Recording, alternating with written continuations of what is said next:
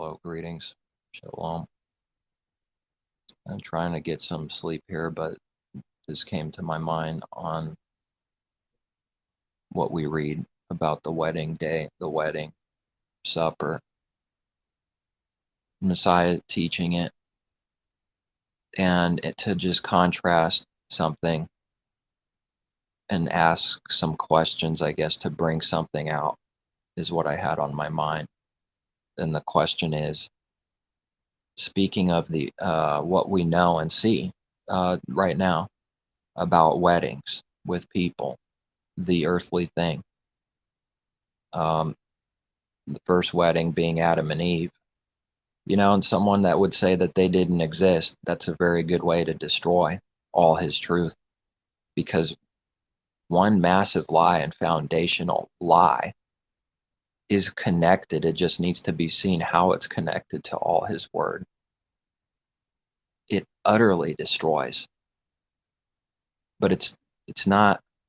The proof has to be the Father giving us understanding. It's not just his word by itself and saying a few words by itself, but it's the best we can do when he gives us understanding, is just to speak on, this is like how it destroys and keeps people in the dark, suppressing truth, in suppressing all truth and unrighteousness.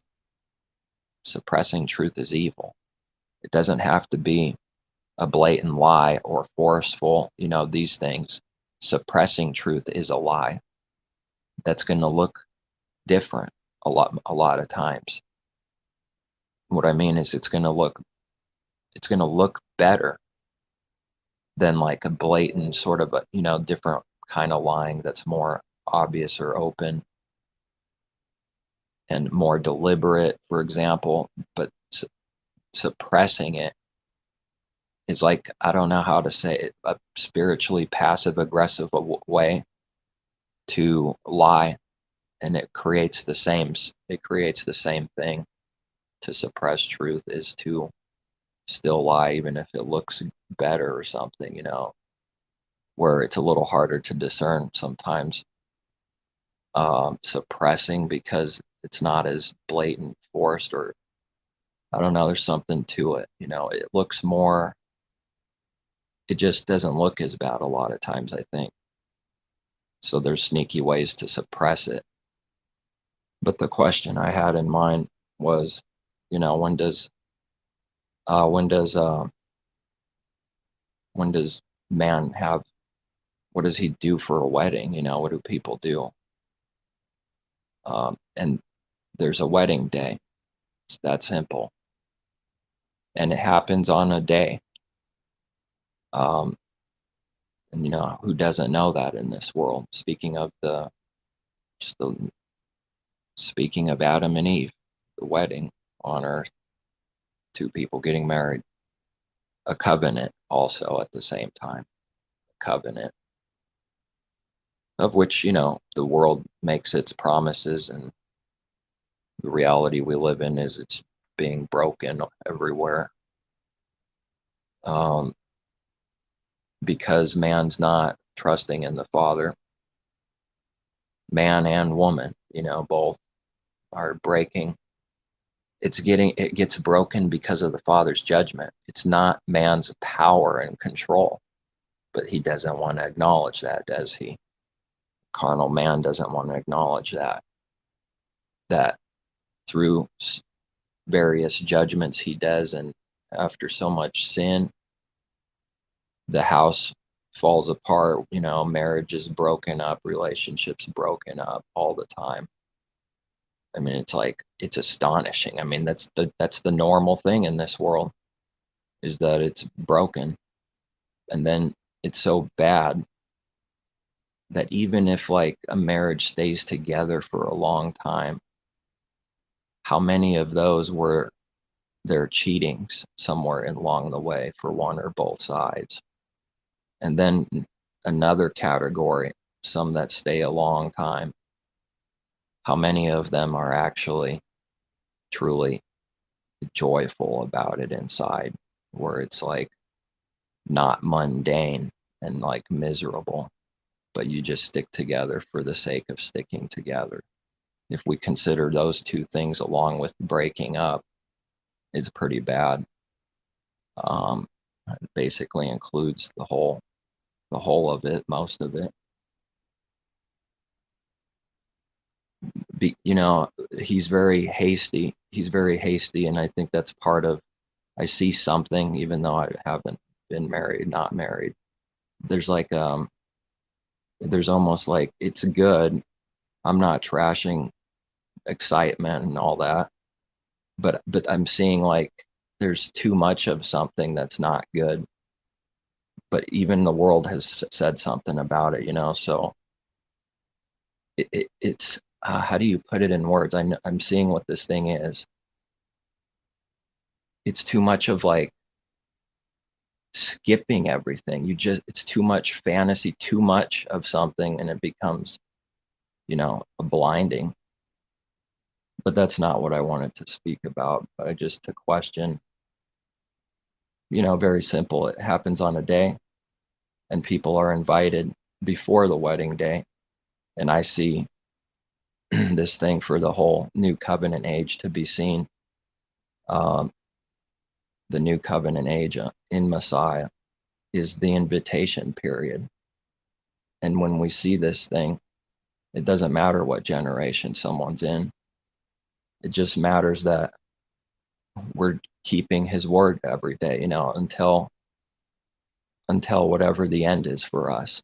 It doesn't, in this way, it doesn't matter what time we're in. And when the Father starts giving us true understanding over time, what I've seen is just how his word is true today more and more, you know, in contrast to the exact opposite thing in darkness first. You don't see how any of it's applying and truly true, just dead inside and carnal. And you know, that's, I don't have too many words to explain how the word becomes alive in us compared to dead. And that's what we read too. Living becomes living. You know, those words mean something too. Part of becoming living word is now seeing what those words start to mean, living. You know, it's not dead, it's working something for real. And we can read about the guests being invited. This is happening now. And Messiah says, compel them to come in. This is not for just the distant future. That means if that was the truth, this is what it would also be true, which is not to say it's not. It's just if that was the only understanding and just sort of carnally, it's just put off to some distant future. That's what I see mankind loves to do with his word. That means it has nothing to do with, what does it have to do with right now? You know, see how the devil destroys so quickly in the mind and heart of people. If one thing's truly believed, how can someone's heart believe that there's any compelling them to? And I understand that they go out and there's evangelists and stuff. I'm saying that while understanding that. It's because we're not speaking of, you know, the religion's understanding and whatever, even growing up in the church world for years. I know I had zero understanding. It didn't matter that I was there for years. And I can see that for a fact, and just more and more true as the Father proves things.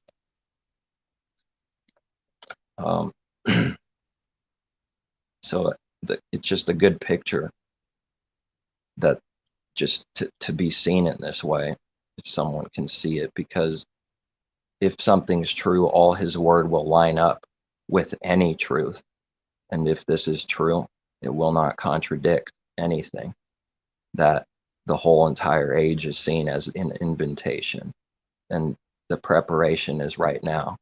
But it's just, when we contrast it to the earthly thing, that's sort of the picture. But you know, it's the Father's things are so much bigger and more grand than the spiritual things. But before someone goes to a friend's wedding or something on a wedding day, they were invited, And the point is, it happens a little before the wedding day. That's the point. And in this way, time doesn't matter. The scale, the numbers, time doesn't matter. But that picture is still perfect, though, in that it happens before the wedding day. And people dress up and they're preparing, and then they go to the wedding day. And that's the wedding. So then, being blameless and spotless, the perfect end to strive to, is that preparing's happening right now for anyone in Messiah, right now in our life. That's what it's supposed to be. And it was just as true. It just seemed so significant to me 500 years ago, even though that's a big thing to sort of think like that many years, but it was true 1,000 years ago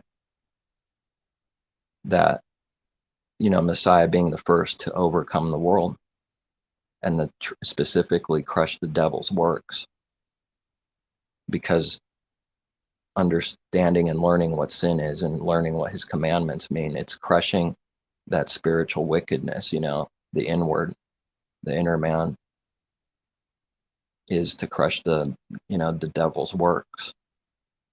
So then it's just seen as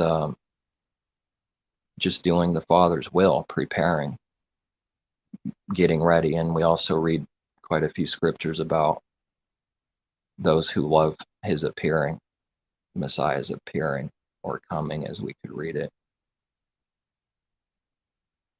And that's really all I had on my mind, is just to make the connection that that's how his word, that's how I'm seeing it connected to everything, and nothing, I can't see anything that contradicts that even remotely. And everything is seen through growth, and prophecy is seen as growth throughout time, but individually in our lives, growing, and the kingdom on a grand scale growing, more added to it, in that there's few in any given generation, but then more will be added in the same way that the few were. And that's through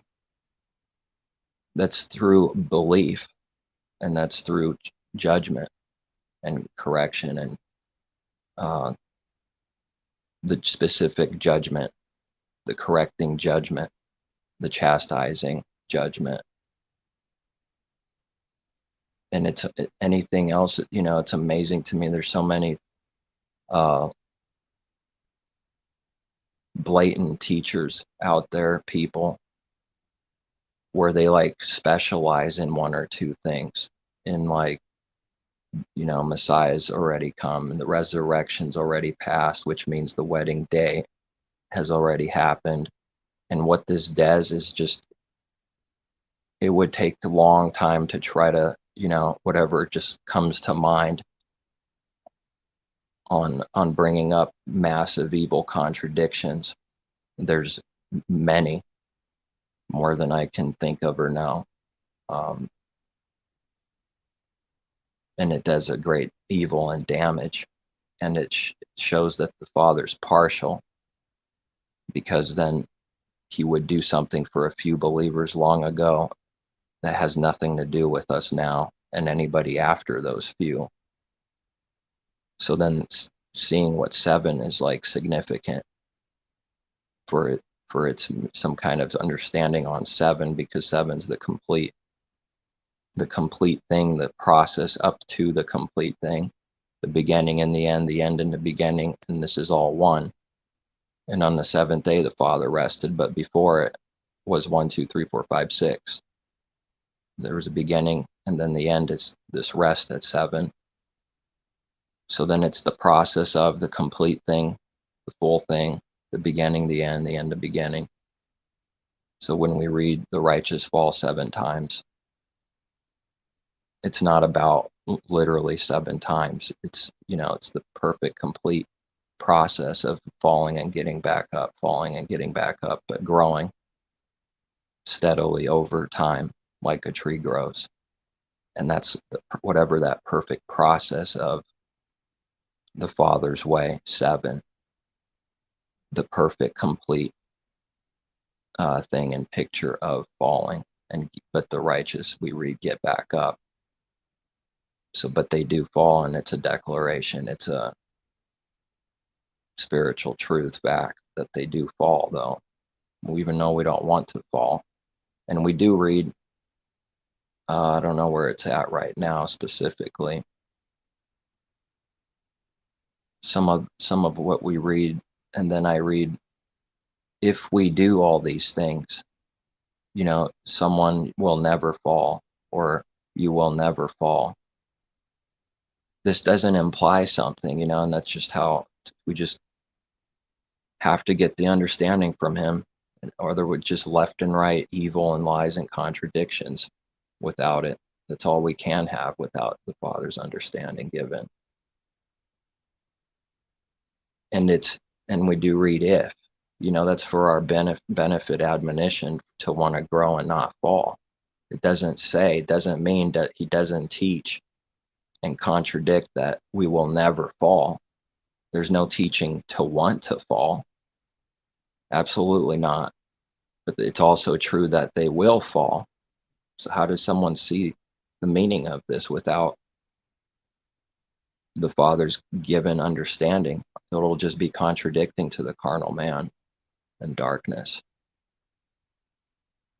They absolutely will. And that's just utter authority from the Father. That's his way. That's the narrow way. But we don't want to fall, and not to ever teach to sin, not use his favor as a license to sin.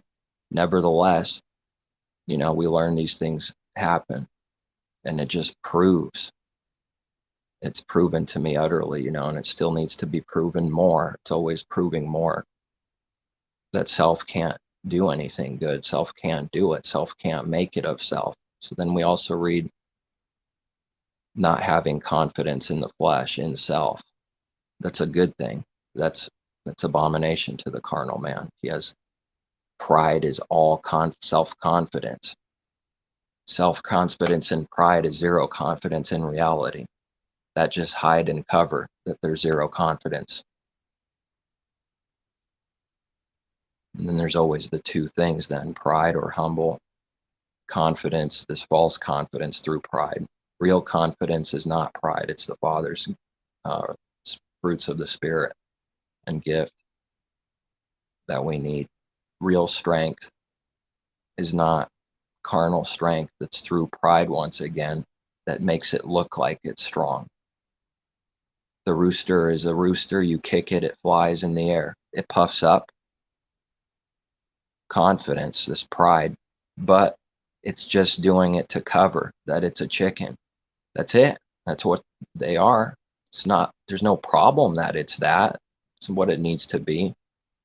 It's a problem for man to be in this condition, though. This is sin. The rooster's not doing any sin. There's no call for the rooster to repent that I'm aware of. But when he puffs up and you kick it, I'm not saying to go kick, but if you kick it exactly like you did before it puffs up, it's the same, it moves the same amount. So that puffing up is literally worthless. It's zero strength and zero confidence. It just, through pride, looking strong so that it hopes that it scares away something, but there is it's doing that because it's a chicken. I'm saying that's mankind. That's utter weakness to go up to someone's face and stare them down like dogs, ready to go into a fist fight and kill each other. It's each person in severe delusion, confusion, weakness, insecurity beyond measure, and steaming full of pride. Those are the works of all that right there. Those works prove all these things. And all those words I'm using, it proves it. Because it's only doing that to hide that it's weak. And in this world, the strong survive. If you look weak, the beasts are coming for you, and what are Messiah's people going to look like? Weak to the world. It's going to look weak, have to look weak, have to look crazy, have to look stupid, and it'll get worse and worse, which is better and better for us. But that will get worse and worse. It'll be more true a year from now for anyone in Messiah as they grow. Because if we have actual strength, and this is why we read, don't be afraid of the enemies. This needs to all grow, but when he gives us real strength and through his spirit, you don't have to, as a benefit, a reward, do the evil thing now. Pretend to be strong, puff up. The Father's strength is right there. No one can just do whatever they want without, the Father's in control and authority. So we trust in him. And then this is how we don't worry about tomorrow. It's the perfect thing. Of course, it doesn't mean we'll never worry and not complete this thing perfectly right from the beginning. Of course not. Nevertheless, that's what we read. That's the perfect thing, not to worry about tomorrow. So when someone doesn't puff up, if a man doesn't puff up like a rooster, he's going to look weak because he doesn't need to puff up. He has real strength, the Father's strength, Messiah in us, strength. Real strength is real. The devil's strength through pride is zero strength. So it's actually scared and coward inside. That's why it's doing those works. It's the truth. It's insanely afraid and cowardly. That's what you do to defend your image and defend yourself in this brutal world that's designed to need to sin like this and trap all the beasts and catch all the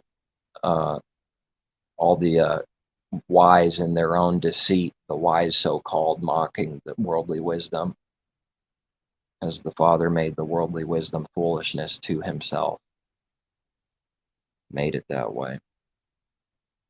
So that it just gets nastier and nastier over time to see this pride, and the further along the way we go, becoming bigger lights, getting nearer to the Father, the more disgusting the evil thing is, and the more we will see it.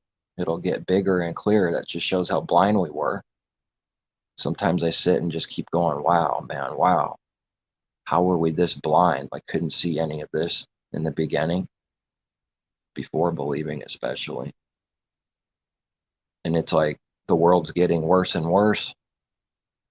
It doesn't, even if it didn't literally get worse and worse for 40 years, through belief 40 years, it would get it would get worse and worse and worse, because you start seeing evil for what it is and good for what it is, and start seeing what his commandments mean.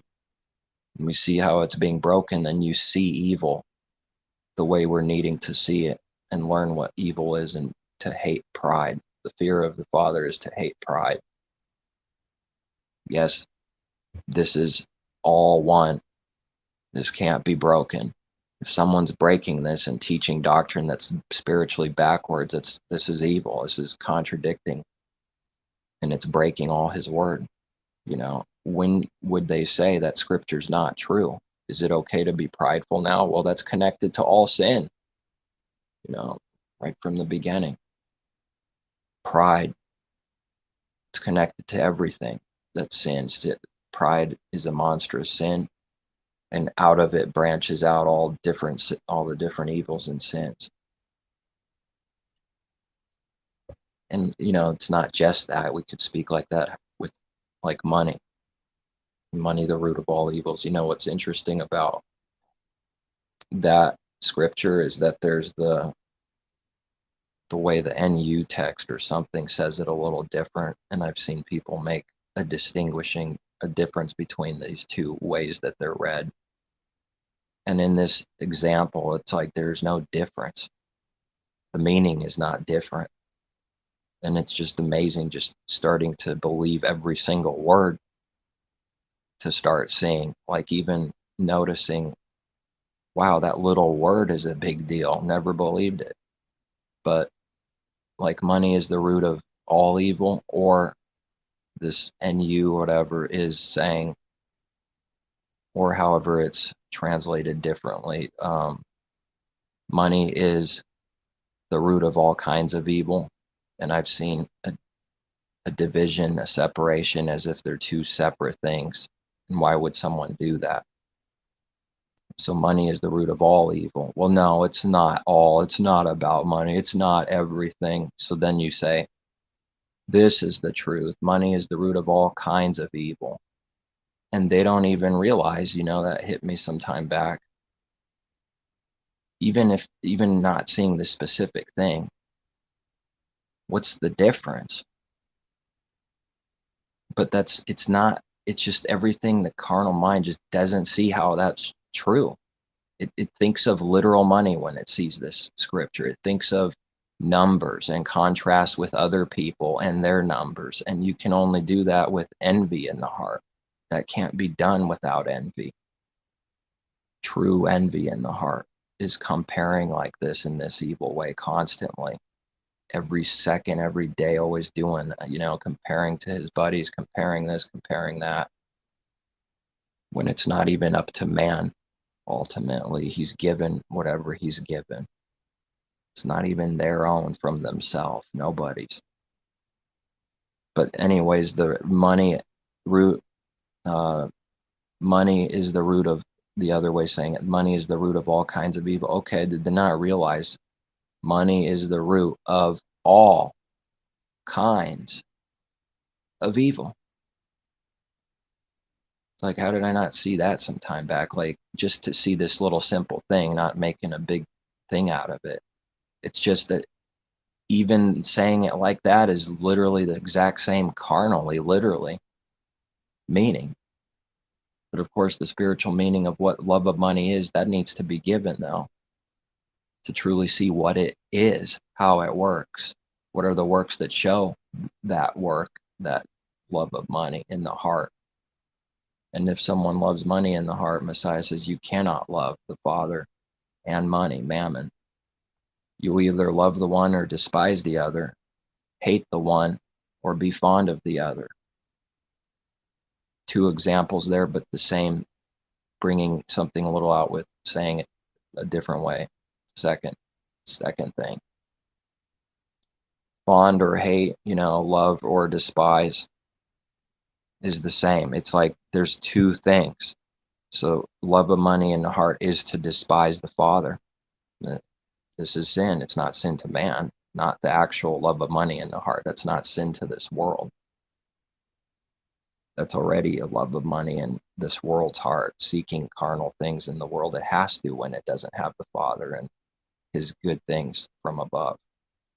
His reward, his food and water from above. Anyone hungry or thirsty, if they don't get the true food and water, they have to get it the carnal way, which is eat people, murder, steal, kill, destroy, as a reward and a good reward for doing the right thing. We don't have to do that when we are filled up with his heavenly food and water. That's the true thing anyways. The other thing does not fill up anyways. It just looks something like on the outside the real thing, but it's not the real thing. Zero. And looking like it doesn't prove it is. So someone that's being filled as a reward, we don't need to fill the beast way, the carnal evil way, which is lions eating sheep, and wolves eating sheep for food, murder. It's the only way they can have it. And we read, the wicked don't sleep unless they do evil. So this evil needs to be seen what this evil is with the heart, because not everyone's going out and literally eating people or killing people, and of course eating people. So then, what does that mean? What's it going to look like to this world? It's going to look like the Father's word is a lie. That's how it always makes it look like. The devil makes it look like that all the time. But the true meaning and what this means is true for everyone all the time. That's how powerful it is. And if we get his food from above, then it's just a benefit, a good reward, that you don't need to go this way, this feeding the beast where it needs to die, stop feeding it, so that's connected to so many things, not feeding the old man, the flesh, the beast. That's to make it alive and well, where we want it to die, the old man, the beast, to die more and more and starve it and destroy it, cut it off, kill it. That's why Messiah says cut off. It's better to cut off here and there a little, to cut off, pluck out the eye, cut off the hand that causes sin, causes offense, which is painful. But this is the only true good way, the narrow way. What else did I have in mind?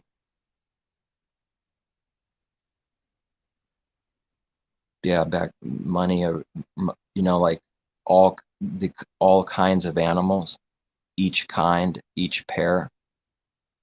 Money is the root of all kinds, all kinds. It's funny. It just, things like this stand out in scripture here and there, where it's like there's some false thing with like all kinds, like that doesn't mean all kinds. It's just a strange thing.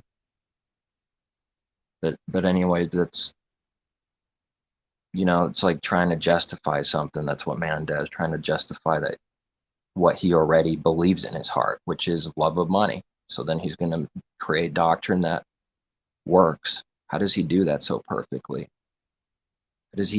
How is someone that's blind create tricky doctrine that sounds good, but then when it's spiritually discerned, it actually means love money? How do they do that? You have a good father. Yes, the devil moves them in spirit and in falsehood, in carnality, not, in carnality, flesh, lies, lying wonders, falsehood, evil. And we read that many are invited, many are called. It's so bad concerning, well, bad or good, from where you're coming from, it depends. But that Messiah says, go out and do this. So he says he does and does it. Go out again to the highways, to the, byways, what we read there. And he does and says he does it again. Then he says, go out again, because I tell you that all those that you invited, none of them shall taste my supper. Wow, that's a lot of work for no believer. It doesn't mean that, this doesn't automatically imply some other stupid thing. That's why we compare scripture, spiritual with spiritual. It's bringing out one thing, and there's just not many that truly will believe, that are invited and come. Go out again now, because there's room. There's always room until it's filled, till his house is filled. It's going to be filled eventually in this way. And the time of the Gentiles will be fulfilled, like we read, the time of the Gentiles being fulfilled, the end of the calling, grafting in of Gentiles to become believers in Messiah, spiritual Jews, if you will, and not spiritual Gentiles, unbelievers. Anyone who doesn't believe, anyone who does believe. It's not about flesh, but was in the flesh only. Was 6, is 7, all things spiritual, and 8 is to come, which is not right now, hasn't happened, or is the fulfillment of that is not right now. 6, 7, and 8 equals 21 added together, something he gave me some time back. The 3 numbers, the order of carnal man, beast, spiritual, and the new creation in the full. And the end of that salvation at the end is 21. And you see that number out there in this world. And 21, 2 plus 1 is 3. It goes back to the 3 numbers added together. It's 21, and then 2 plus 1 is 3. And this is the 6, 7, 8, the order of man, from being carnal and a beast and an enemy of the Father to becoming a a believer of the Father now in Messiah, and becoming a spiritual man, spiritual woman, instead of carnal man, carnal woman, which is to be enmity against him. Pretty big deal. And so Gentiles were seen back then. We can read the scriptures, the teaching, every word is true, but only naturally true for man. As you're not from Abraham, if you're not from his literal lineage seed, you're not a believer. You're outside of Jerusalem. That's the nations, the Gentiles, but the kingdom, specifically the kingdom, growing out of Abraham, and then the law being revealed in its way, which doesn't mean there was no law. It's just there's specific things about the law being revealed with Moses, then the kingdom age, if you will. And he's shown me 3 major ages, which is an amazing thing to me. I'm not saying there's only 3, but I see 3 on what I'm speaking now. There's 3 major ages: was, is to come. And first the natural, then the spiritual, we read. And that's why we read that, Abel offers up offerings, but we offer up spiritual offerings, on what that really means there. And Cain's offering was no good because his heart's wicked. He's of the evil one, we read. And the point is that he's not of the Father, so he kills out of envy Abel, who is, and offers up a good offering, representing and meaning that his heart was full, good. That's, to be seen, but it's a literal offering. And it's because the reality of the spiritual things the Father gives us in Messiah was not there yet. So then the kingdom was seen in the flesh only, but what it really means is the truth for us. But the letters is just the flesh only by itself. And it was a big deal to be from Abraham. Messiah was, he himself. But the Pharisees there were from Abraham's seed, literally. But then Messiah says, if you were from Abraham, you would do the works of Abraham. Now he's teaching the spiritual seed. Yeah, you're physically from Abraham's lineage like that. But now if you were really of Abraham, you would do the works, which is to obey the Father. As Abraham just obeys what the Father teaches and tells him to, teaches him how to keep the commandments, teaches him his judgments, teaches him everything. Says, go here, go there. He follows. And he represents both the Gentile and Jew through the circumcision, not circumcised, but still of the Father, then later circumcised. So then both the Jew and the Greek, and the apostle speaks about this. The scriptures teach it, and he brings it out in the words that he was given through the Father giving him on Abraham and what that means. The meaning has to be given in all of his word.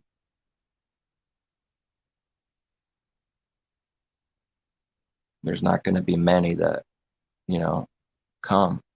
Not many that are carrying it all. Nothing to be excited about except carnal weddings. That's it, just by itself. Lust, breaking the Father's spiritual law every day.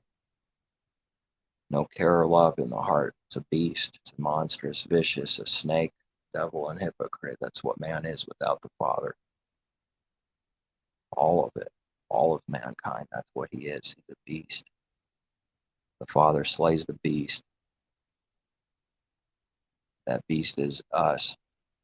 That needs to be put down, condemned for death. But we under his favor so that we're not condemned. But the beast, the old man, is reckoned as dead, but now needs to start dying through the process. So then there's an end of which we read that have to just be understood and rightly divided. So there's saved, there's being saved, there's saved again, saved in that someone believes the moment they believe, now being saved, and then they're saved at the end, salvation. It's all one. To cut it up in pieces and teach carnal extremes is destroying truth. It's not understood. It's not being lived by those that continually do it. How could they? How could they if they continually do butcher something so well? All his word is important. Just butchers of the word, contradicting and suppressing truth to try to get it in the heart that there's some kind of comfort, peace, this false peace that someone's saved already. And in their heart, they have the spirit of delay and they're good to go now because of some doctrine in the church world that they're saved, past tense, not understanding what it means. And these false prophets are killing people. That's their job. They kill, steal, and destroy. They're murderers. Like we read of the wicked one, those of the wicked one kill his people. They love to do that. False prophets stoning the true prophets. Cain killing Abel. All of them hating Messiah, killing him, hating his disciples, martyred. And from that point forward,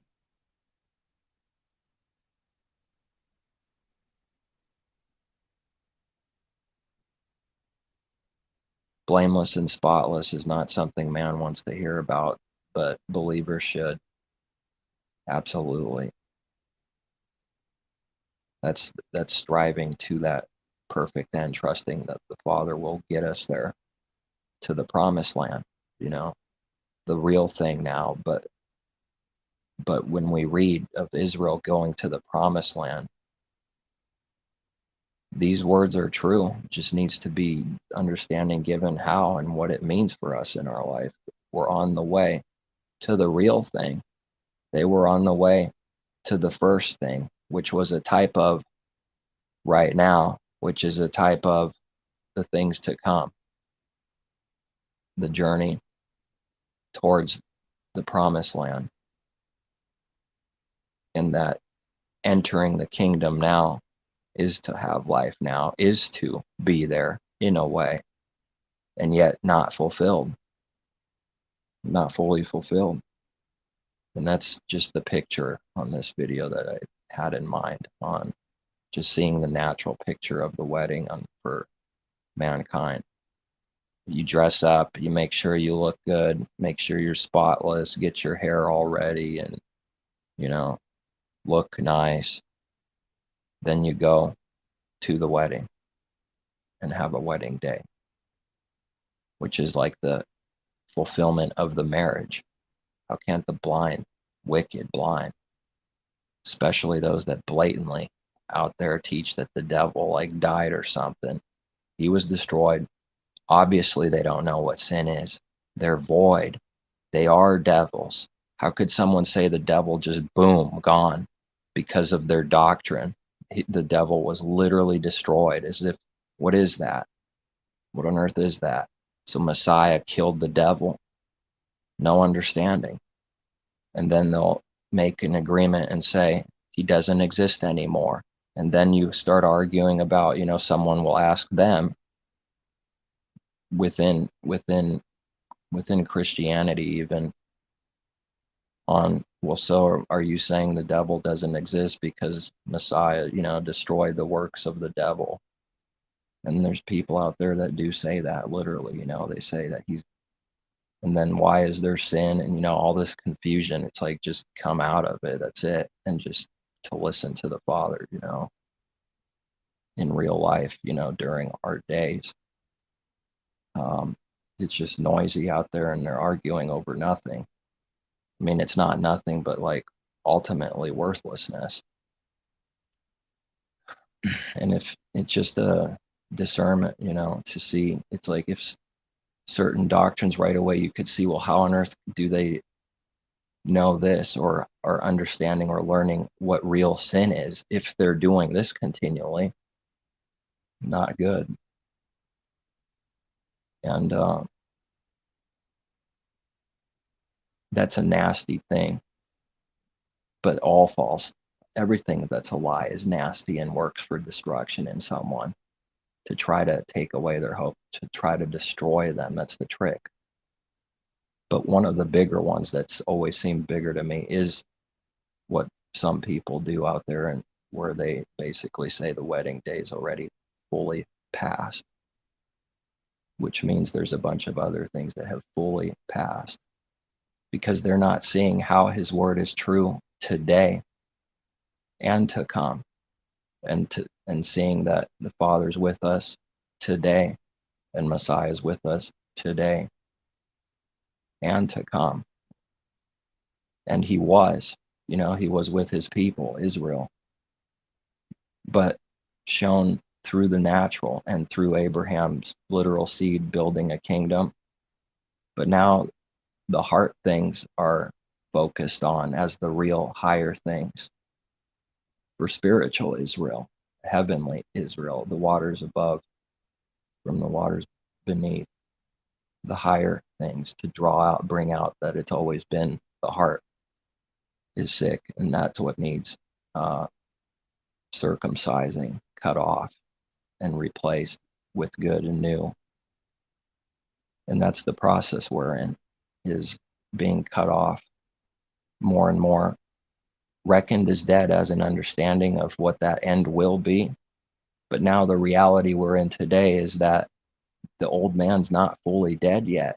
All these things are true all at once. But if he's reckoned as dead, then he's dying. And if someone's in Messiah, like we read, there is no more condemnation, because the Father knows. He would contradict himself. We rest from our works, meaning the carnal man doesn't think out of his heart and try out of his heart. And it's such a massive thing I see, but I can't, it's like just a few words explain it, where it's just simple trust in the Father to do the works, and this gets clearer and better over time on just knowing that it's happening.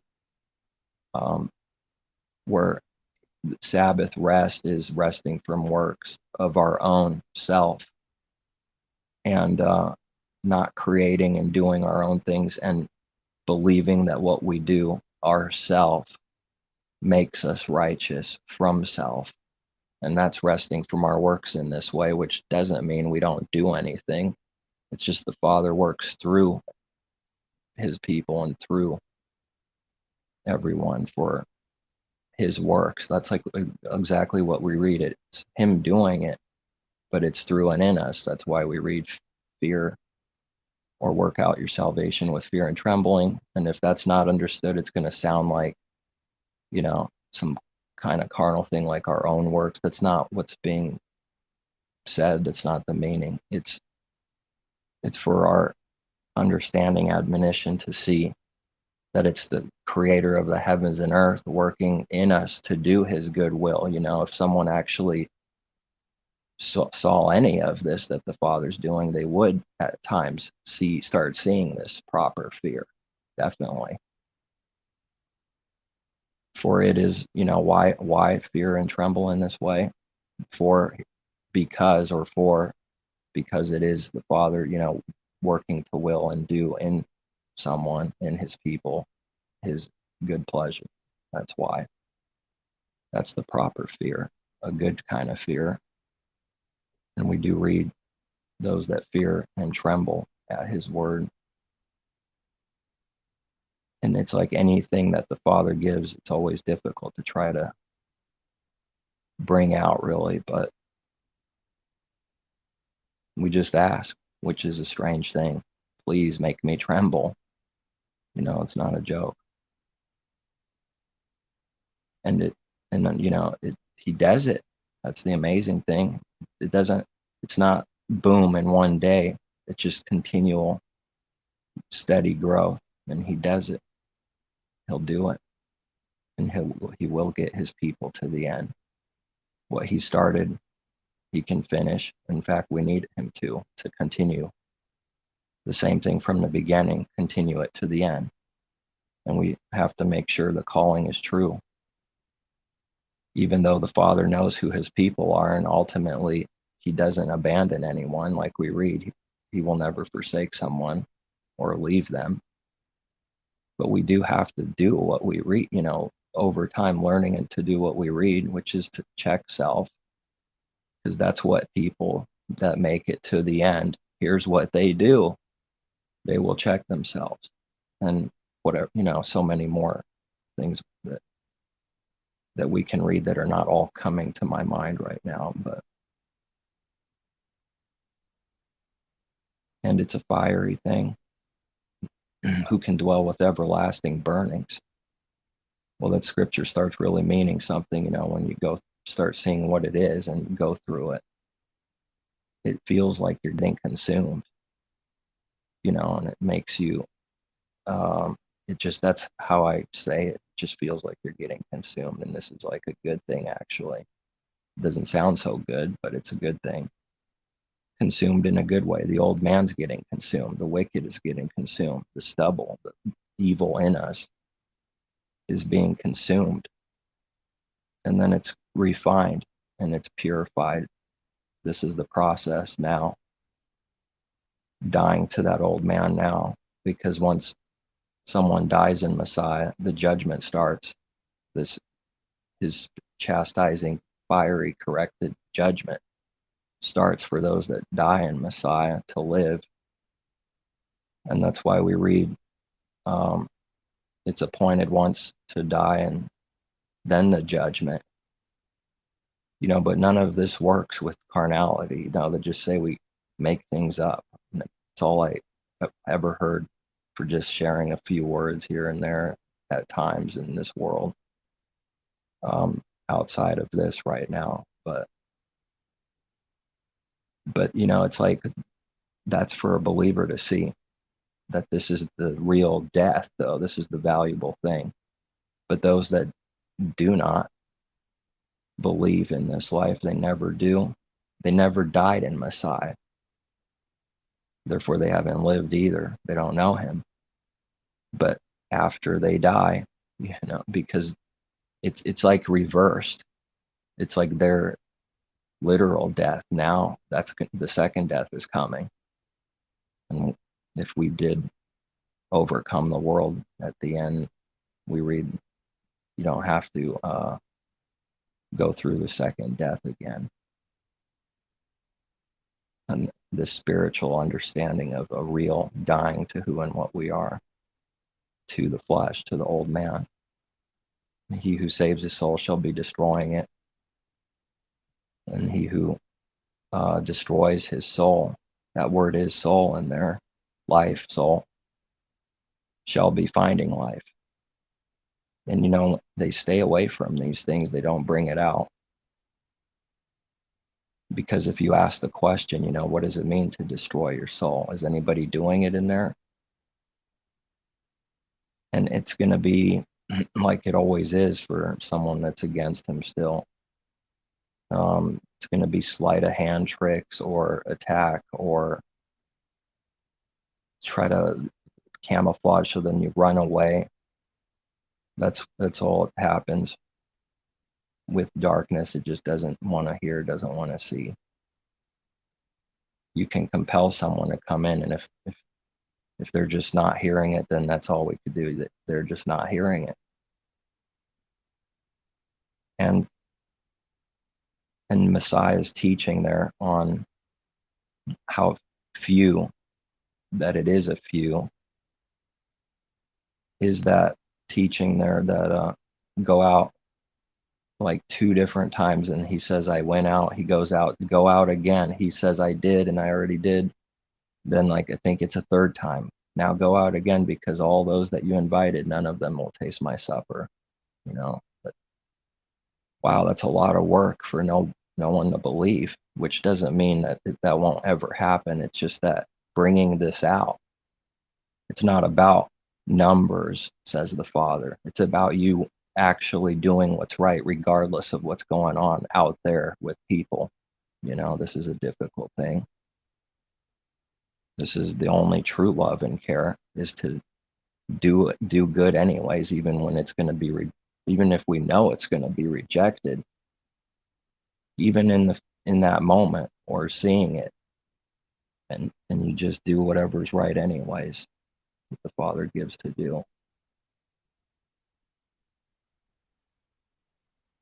This is not what this world does. It needs some kind of system. It needs some kind of carnal gain, worship, praise.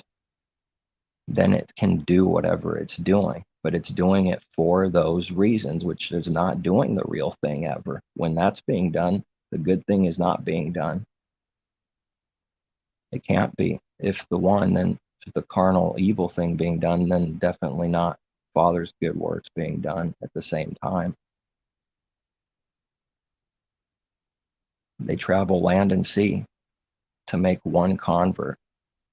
And when he's converted, they do get converted. Messiah says so. And when he's converted, they make him twice the son of Gehenna as themselves, or over themselves. This is bad. This is working to go and get one convert, and you'll do a lot to get to there. But when you convert him, speaking of the false way, twice the judgment, twice the double condemnation, because the Father does not approve that specific works and all that it is. It's like it's just doing things for self-gain, and merchandise is like how people are seeing numbers. Not only is it not just Gehenna, it's twice the son of Gehenna. It's like double confirmed. This is no good. Messiah's teaching. Look at the reality we live in this today. It's like more fulfilled today than it was 100 years ago. And we do have jets and stuff going around pretty quickly to save people, and they're traveling land and sea like no other to make converts. And when they convert them, this is what they do. They convert them into judgment in the evil way, into just more condemnation. That's pretty shameful. That's why we got to watch out and make sure and ask the Father, because otherwise, this is a serious shame. It's going to be, at the end of that will be a serious shame, unimaginable. I can't imagine it. Sweating and working that hard just to destroy people, let alone help them at all. But their proof for help is that they donate millions to charity, and now shut your mouth. We can't say anything. You're worthless, and they bury us. That's what they do, and we have to just let it be, because they don't care. They don't see that it's not about numbers ever by itself. It's not about time as literally and carnally. It's about whether someone, what they gave was real or not, and true and good. That's what it is. Was it real and true and good? If not, then for us, that was no good. It was sin. And I don't know if there's something that brings it more strongly than the woman that gives basically nothing in this world, like literally nothing. And she gave everything. She gave everything. It counted for good. In contrast, the Messiah teaches the Pharisees, the religious harlot world system, and the way of the world, they give a lot. They give way more than she did, literally, out of their abundance, and that's something that people make sure, and I've done it, and this just needs to die. And the Father's done a lot of work on this, and I hate the evil thing, where you just make sure you're good to go and won't even hurt you, and you just did it to be seen by men. That's what he's saying. That's that work. All the good they do is to be seen by men. That's pretty strong. That's speaking of like all the works of the world. That's how strong and big that is. That intention, that drive, all the good, the so-called good, the things that look good, and in that way, good works like that. All the good that they do is to be seen by men. I mean, that's how is it the world can't see this at all? It's always amazing to me still, even knowing the blinding, but the blinding's so strong. if it's done just to be seen by 100 people as you're such a good person and mighty, I mean, that was utterly corrupt.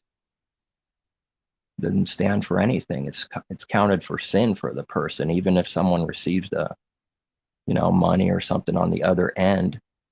For the one that did that, it's counted for sin, meaning they're in darkness. They're not blessed. They're not seeing him. They're not rewarded for doing, sin. He doesn't reward sin. So do it in the secret, like the Messiah teaches, secret, in the secret place, and then the Father will reward you openly. It's backwards from the carnal thing in the world where you do it openly to be seen out in the open in the daylight, and you're cursed within secretly, but you have to hide it pretty good. But then the other way is like everything's so backwards. Do it in secret, meaning, watch and guard the heart. That's the true thing, and if that includes not having thousands of people, hundreds watching you do something, well, yeah, that's connected. But the meaning is, secretly watch the heart. Don't do it in the open for that reason. And then when you do this, the Father will reward you openly.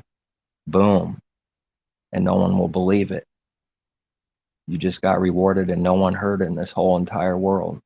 No one saw it because the Father rewards us within openly for doing the good, perfect thing instead of working out in the open, giving the false intention out in the open and judging, strong judgment and a death within secretly. I don't think I've ever said it like that in my mind, where the judgment, it comes back secretly. But that's it. So what good is it? What good is it to do that if it's just death? It's no good. So the good news is for anyone is that, they can say Bill Gates makes us look like trash. None of that matters. Zero. Period. Doesn't matter. First of all, there's never many believers in the first place. Their works already prove everything that's corrupt. But it's not about the numbers. And with giving specifically, directly, not about numbers by itself at all. It's nasty to start seeing how the world really runs and works. Charities are used for covers so that they can do their wickedness and use their business to rob, steal, kill, and destroy from people and sell their product and make a bunch of money and control and get worship. Charity is used as a cover. That's how much they spit on poor people and they hate them. That's what that is. But it looks amazingly good. So the bigger someone gets in this world, the more they have to make themselves look amazingly good and shine, because it needs to cover more sin. But this has nothing to do with telling someone what directly and how to do something. Zero. It's just speaking about the intention of the heart right now. And I think that's all I got now. So then his people should be preparing. And that clothing represents spotless, blameless inside our heart to look good, representing in the parable, all dressed up and ready. And then somebody comes in the wedding and, what are you doing here? Who called you? You didn't go through the narrow way. You tried to go some other way. And their eyes go wide open. They've been spotted. The beast has been caught, spotted, and they flee. You have to go out. Sorry. This is already true, and it will be true. Enter now, so that we enter the kingdom, or do not enter the kingdom now, and do not enter the kingdom. You're going to have to go through the judgment. In everything someone built, will fall.